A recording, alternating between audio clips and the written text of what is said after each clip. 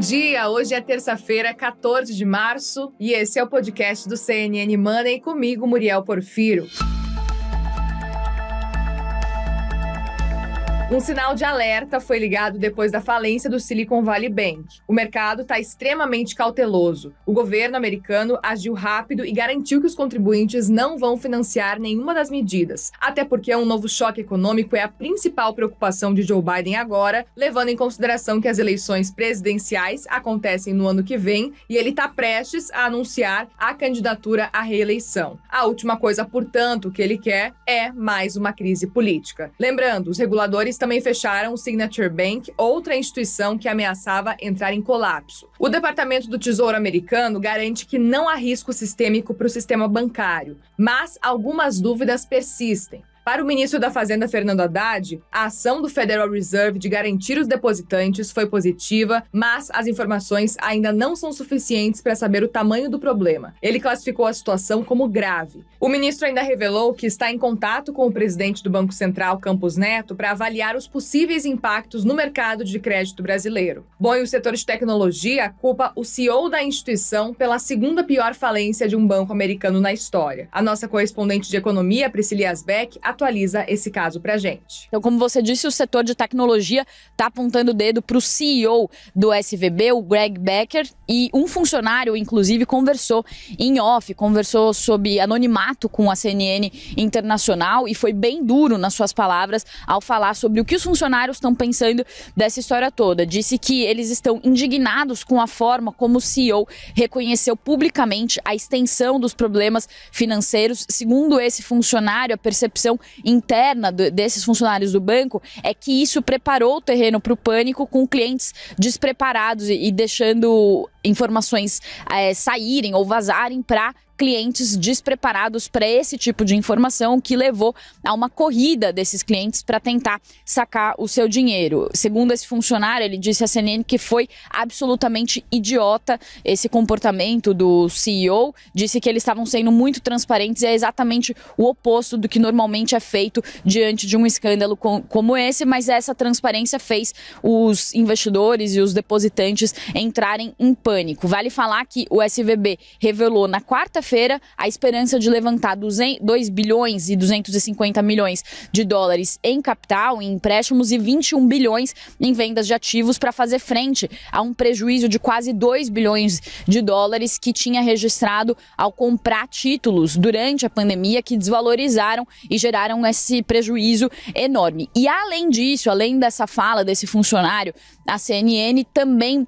Investidores estão fazendo uma ação, entrando com uma ação coletiva na justiça contra o SVB e também contra o presidente da instituição, o Greg Becker, e também o diretor financeiro, Daniel Beck. Eles acusam o banco e os executivos de ocultarem como esse aumento de taxas de juros deixaria a operação do banco suscetível a uma corrida para resgate do dinheiro. Ou seja, eles não revelaram quais eram esses títulos que o banco possuía e como isso poderia ocasionar justamente esse pânico que foi visto depois da revelação desse prejuízo bilionário. Essa ação coletiva foi apresentada no Tribunal Federal de San José, na Califórnia.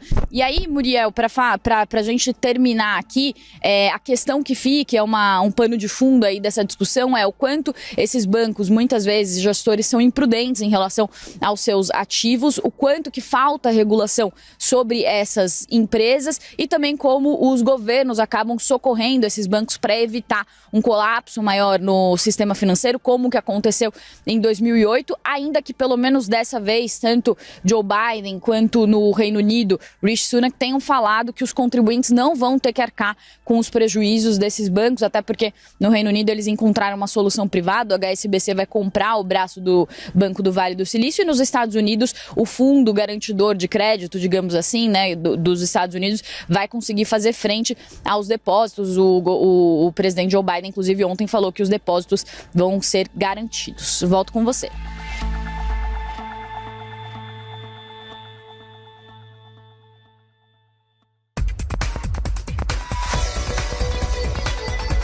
Enquanto isso, as discussões sobre a redução das taxas de juros, tanto aqui quanto nos Estados Unidos, cresceram. Na semana passada, vamos lembrar, o presidente do Fed, Jeremy Powell, falava em acelerar o ritmo de crescimento de juros e até aumentar mais do que o esperado, mais do que o previsto, a depender do resultado de indicadores econômicos. Hoje, às 9h30 da manhã, sai o Índice de Preços ao Consumidor Americano, o CPI, de fevereiro. A projeção do mercado é de que a inflação americana tenha subido 0,4% no mês e desacelerado para 6% nos últimos 12 meses. O dado vai ajudar a ancorar as expectativas dos investidores. Eu perguntei para o estrategista-chefe da Guide Investimentos, Alex Lima, se o CPI pode perder a força depois do que aconteceu com o Silicon Valley Bank. Vamos ouvir. Voltando um pouco no que o Powell falava, né? O Powell falava um termo muito que ecoa no mercado, que é a totalidade dos dados, né? Lembra que da última vez que a gente conversou, ele falou, a gente olha todos os dados entre os comitês. A gente teve, na sexta-feira passada, um dado de payroll que veio acima do que era esperado, a expectativa de consenso de mercado era 225 mil, veio 311 mil. Em condições normais de temperatura e pressão, isso aí já seria o suficiente para quase carimbar o Fed levar no próximo comitê de política monetária deles, no dia 22, a taxa de juros para 0,50. Isso já em condições normais de temperatura e pressão. Mas a vida aconteceu nesse meio tempo, a gente teve o problema do Silicon Valley Bank.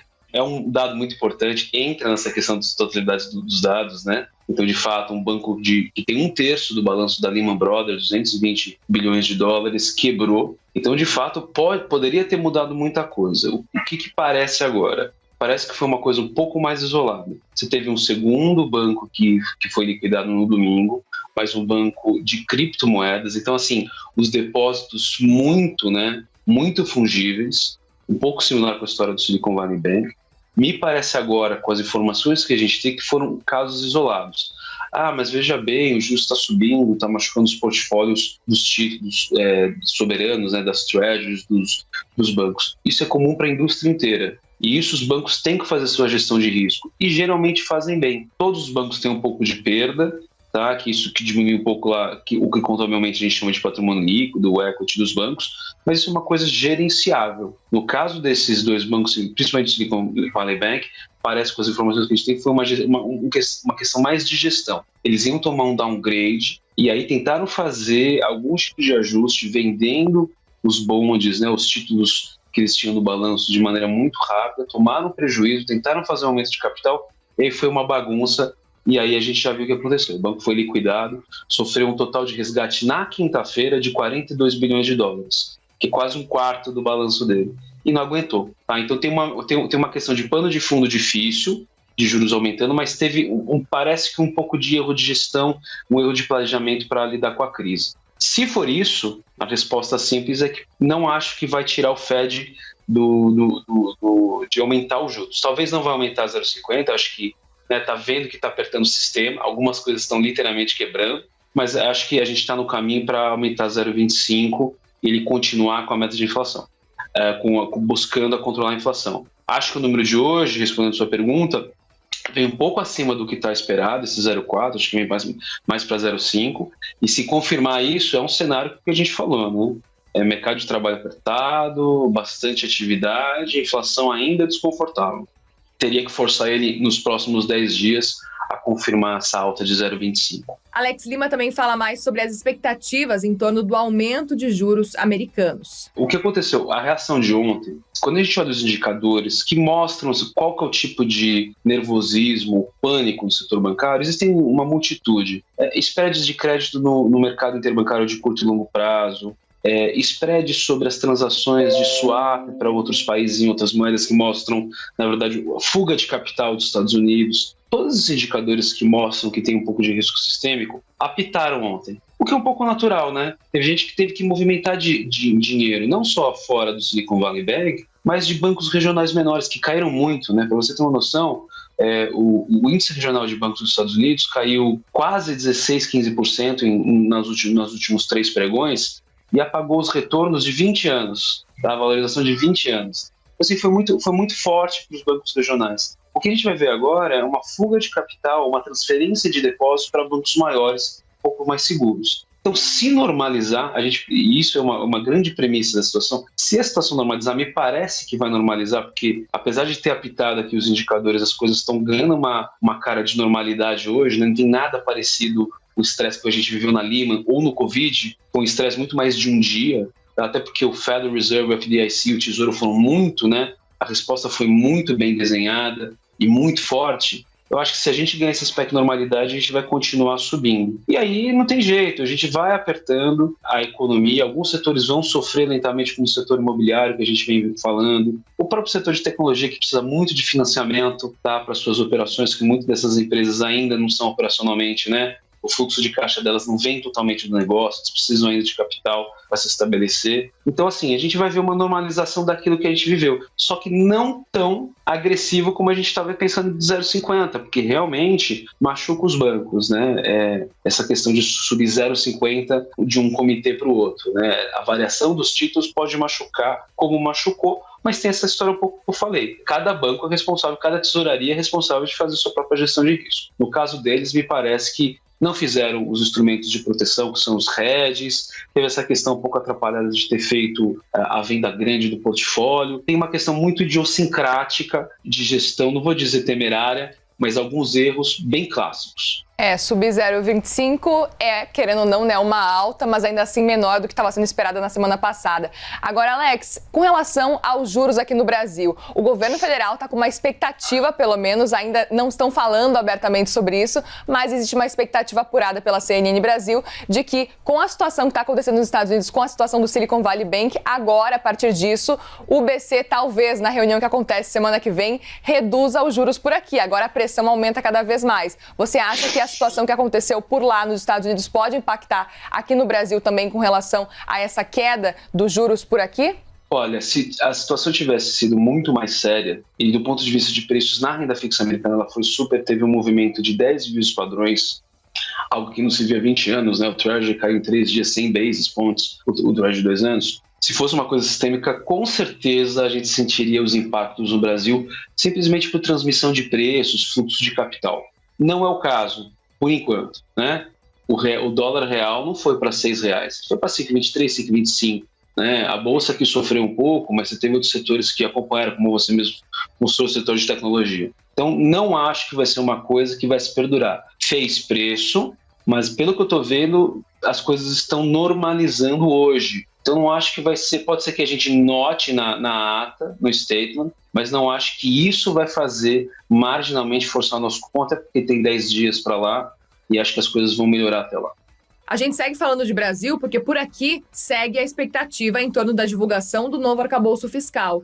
Hoje, às 8h30 da manhã, tem reunião do ministro Fernando Haddad com o vice-presidente Geraldo Alckmin. Em pauta, a nova regra fiscal. O secretário de Tesouro, Rogério Seron, e o secretário executivo da pasta, Gabriel Galípolo, também vão estar reunidos. E hoje também acontece a votação de um requerimento para que o presidente do Banco Central preste esclarecimentos sobre o patamar da taxa básica de juros. A Comissão de Assuntos Econômicos do Senado vai discutir o convite a Campos Neto, que não seria obrigado a comparecer ao Congresso, diferentemente de quando acontece uma convocação, por exemplo. O senador Vanderlan Cardoso, do PSD de Goiás, presidente do colegiado, defendeu em entrevista à CNN que é preciso encontrar, por meio de um diálogo, um consenso sobre a forma de reduzir os juros por aqui. Bom, e esse foi o podcast do CNN Money. Obrigada pela sua companhia nos últimos 15 dias. A partir de amanhã, Thaís Herédia está de volta no comando do CNN Money. Até mais!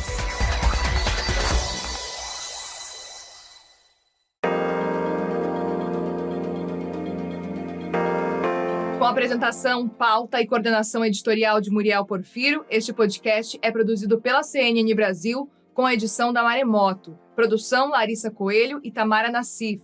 Edição, sonorização e coordenação técnica, Felipe Gomes. Coordenação de produto, Verônica Schneider. E você também pode ouvir o CNN Money no site da CNN Brasil. E aproveite, claro, para conhecer os nossos outros programas em áudio. É só acessar cnnbrasil.com.br/podcasts. Até mais, obrigada.